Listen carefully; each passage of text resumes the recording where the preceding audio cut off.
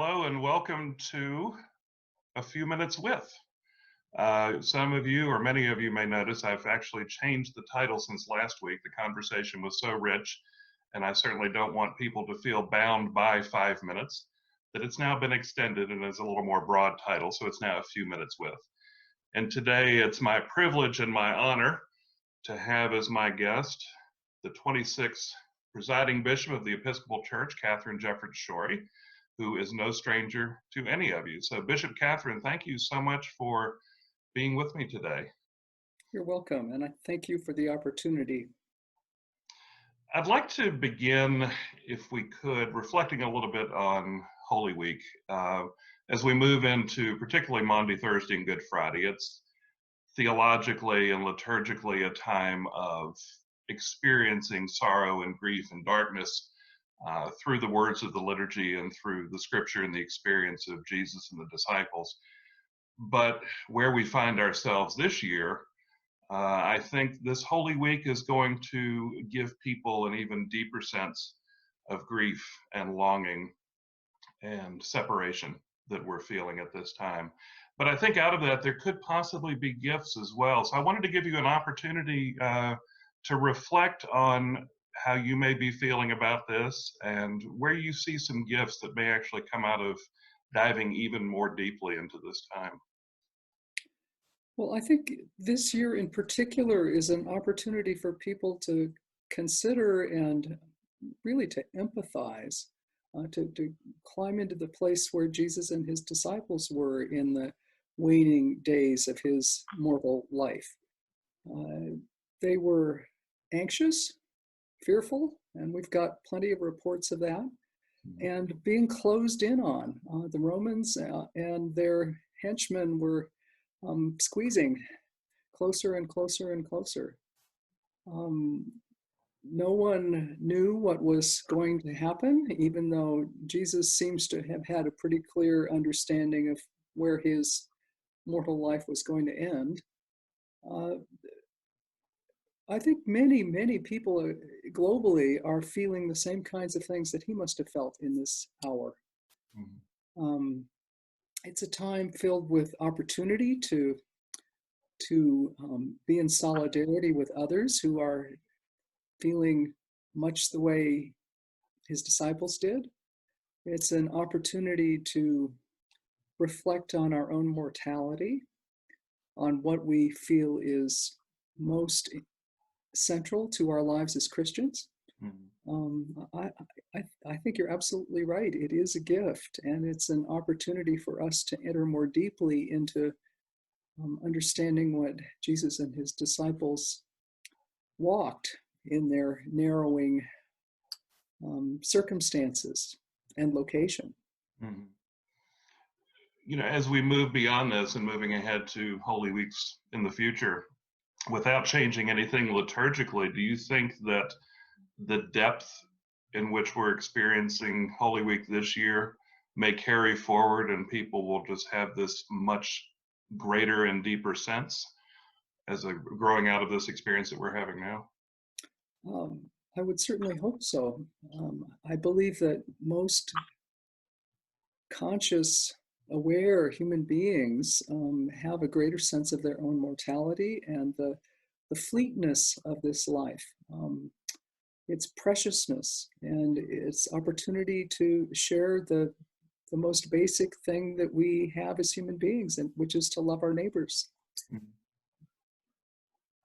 Well, and community and loving neighbors is certainly a big part. And along the line of building community, I want to go old school on you for a minute here and go back to a talk you gave at a conference in Williamsburg in 2007 that was actually part of your first book, Winging a Prayer. And the conference talk that you gave was on the subject of being an Episcopalian tomorrow. And in the context of the 5 marks of mission, you talked about a shift that you were seeing in the way that younger generations were more about encountering the spirituality of practice more than the spirituality of place. So now here we are 13 years on, and we're putting this to the test far more than anybody could have anticipated in Williamsburg those years ago. have you expanded your thinking on that a little bit? And, how do you see that we can continue addressing this new trend and this new practice of spirituality through practice, while at the same time keeping that balance for those where place is equally important? Mm. A couple of thoughts about that. I was struck the first time the local parish here did its online worship on Sunday morning, and it was morning prayer. And I was moved by how effective it was. I hadn't expected that. I thought it was going to be pretty wooden, but it was an opportunity for um, members of that congregation to gather in a virtual way that was incredibly meaningful. It touched the awareness of the gathering that has happened in that particular place over so many years for many people, but it was happening in a vastly different way. You're learning this mode of communication itself is another opportunity. I had an insight, a month or so ago, about the early Christian practice in the desert. When the first monastics went to the desert, they began to live in community, but often in a dispersed way. Each solitary lived in his or her cave, and they came together maybe once a week, maybe once a month for worship. But the rest of the time they lived alone. The system was called a lavra, if that rings any bells for people. It was a monastic way of being in community as solitaries. And that's just what we're experiencing right now, if we're conscious about it. We gather virtually to worship once a week in ways that we never would have expected, and it's actually shifted that ancient prejudice about Episcopalians being the frozen chosen. They're getting much warmer online. Yeah, that's enough. How do you see moving forward, though? Because, as much as technology does appeal to younger generations, and in fact, I seem to recall hearing you say that it's kind of the back door or the back fence that people will jump over in approaching a church. But for those that still, because of their age or generation or comfort level, how do clergy and lay leaders maintain that balance of offering the gate and the back fence for those that are looking for practice, with the need for people to still have place? They're both essential. I don't think we can give up either one. Place is movable. It's a movable feast. It always has been. But the physical location where people gather becomes holy. It is consecrated by use, by holy use. And I guess, I'm sorry, go ahead. Yet that place can be almost anywhere. You've probably seen this in news reports or online, that kids are going around as they walk outdoors with their parents looking for teddy bears, counting the number of stuffed animals they can see on people's porches or windows as a sign of the greater community, that it is caring for the youngest who may be the most fearful. Things are being created as expressions of people's care for one another in ways that we never would have expected or experienced without a crisis like this one. And I can remember in the last 3 years talking to my congregation often as part of the post-dismissal comments that the church building is the place where we gather on Sundays and for worship, but it's not the only place where God is. And our mission as children of God and brothers and sisters of Christ is to take what we experience into church and out into the world. And until now, that's been voluntary. Now it's in a position of forced evangelism and forced sharing, I guess, for lack of a better phrase. the deacons have set us out to be Christians in a world that looks rather different than it used to. Hmm. So I want to shift, and this is something geared more for clergy and lay leaders in the church. But in talking to friends that fall in both categories, we're being stretched. And as much as I personally, as a priest, don't like to admit that I'm exhausted, and I feel like I'm even doing more now at home than I was when I was in the church and had a more regular routine. But in talking to some friends, they have shared frustration that they're hearing comments from people from time to time that what we're seeing now is ultimately going to be, a doom and gloom type scenario where it's just going to be a further decline in the church. And they're wondering, what are the good changes that are going to happen to us, both as clergy and lay leaders and as the church after coronavirus.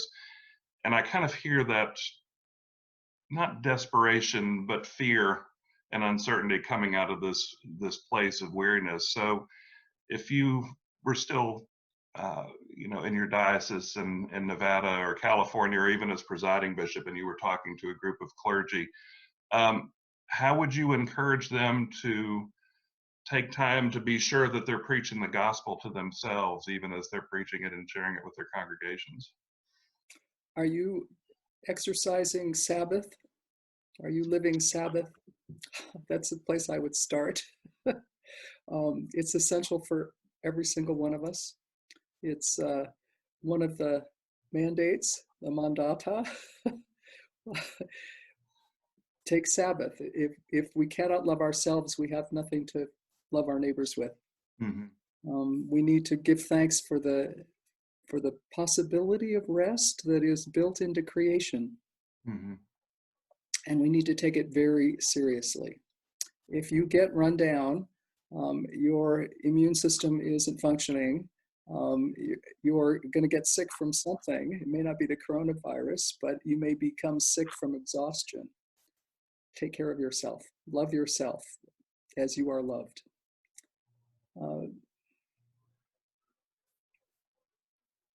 I think that's an Thank you for essential that. piece of it.